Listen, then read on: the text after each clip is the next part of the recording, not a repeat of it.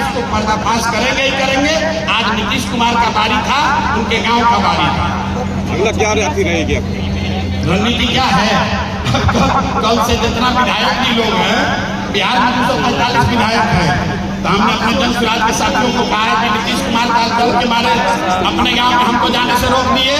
अब कल से तुम लोग सब आदमी जो विधायक जी का गांव है वहाँ जाइए, अब वहाँ लोगों से पूछिए कि भ्रष्टाचार हो रहा है कि नहीं, वहाँ लोगों से पूछिए कि 2 लाख रुपया मिला कि नहीं, और हर गांव में जाकर पूछिए कि 3 डिस्ट्रिक्ट में दलित महादलित अति पिछड़ा समाज के लोगों को मिला है कि नहीं मिला। 30 वर्ष से सामाजिक न्याय के नाम पर दलित अति पिछड़ा का शोषण कर रहा है। ये लोग को गरीब से कोई मतलब नहीं है, अपनी कुर्सी बची रहनी चाहिए। यही नीतीश कुमार है। 15 में हमने मेहनत की थी, इनको मदद किया था। दलितों का सब बात करता है, लेकिन अल्पसंख्यक मुसलमानों का कोई बात नहीं करता है।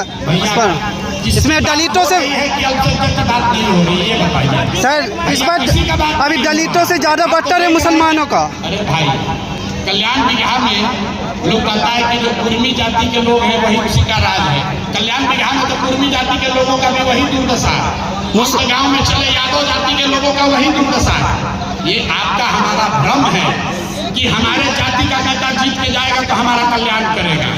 लालू जी के जीतने से लालू जी का भला हुआ, उनके परिवार का भला हुआ, उन यादव नेताओं का भला हुआ जो राजद से जुड़े हैं, उन ठेकेदारों का भला हुआ जो उन नेताओं से जुड़े हैं। समाज का, यादव समाज का भला नहीं हुआ।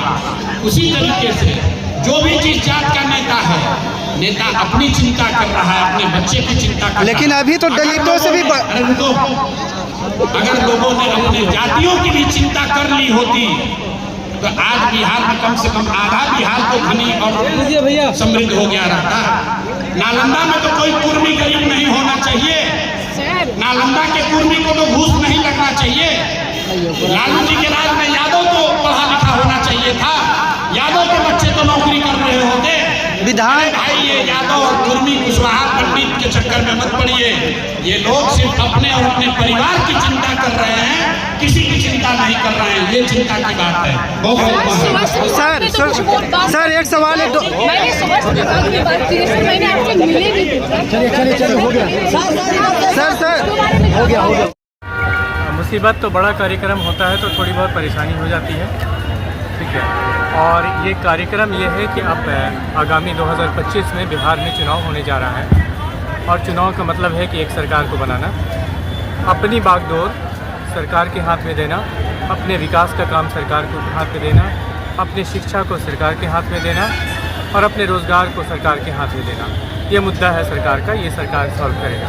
क्या लगता है इस बार जो चुनाव होने वाला है उसमें उम्मीदवार हैं आप?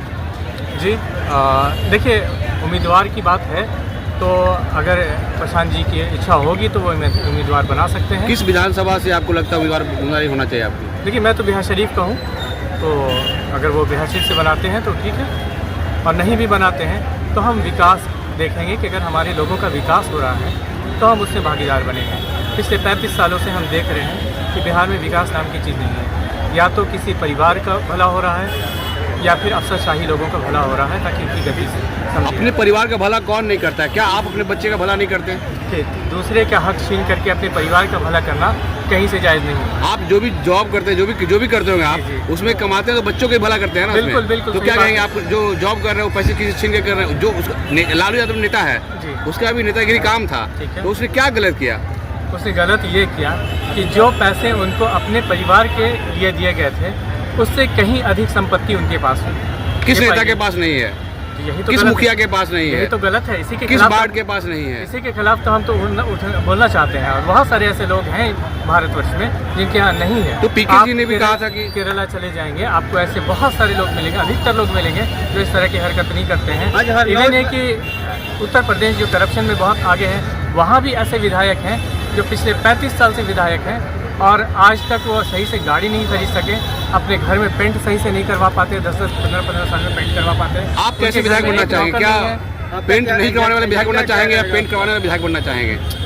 भाई ये है आप कि अगर जो विधायक की सैलरी होती है उस सैलरी के अंदर विधायक को रहना चाहिए। सर कितना विधायक तो सर विदेश में जाके पैसा सीख करता है। एजेंडा क्या रहेगा? क्या एजेंडा? अगर आप चुनाव में आते हैं तो क्या मुद्दा रहेगा आपका? बिहार में रोजगार होना चाहिए। जो पलायन हो रहे हैं लोग वो अपने परिवार को छोड़ करके वो पलायन रुके, यहाँ रोज़गार बढ़े और यहाँ का विकास हो।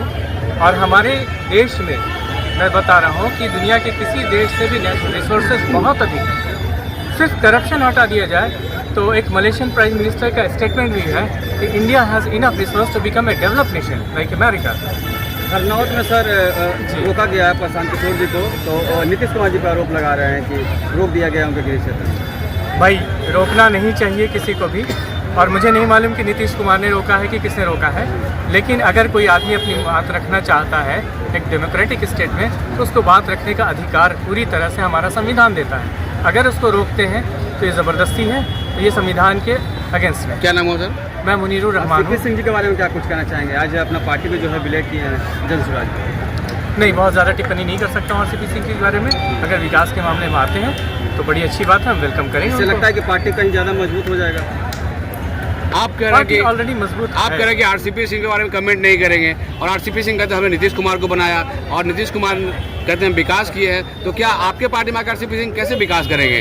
और कल आपको छोड़ कर नहीं जाएगा, इसका क्या स्थिति है? देखिए, अभी तक जो ये हालत है प्रशांत किशोर जी की कि ऐसे लोगों को जो करप्ट लोग हैं, शराब माफिया हैं, भू माफिया हैं, इन लोगों को दूर रखा है इन्होंने। क्या आपकी पार्टी में भू माफिया नहीं है, बालू माफिया नहीं है?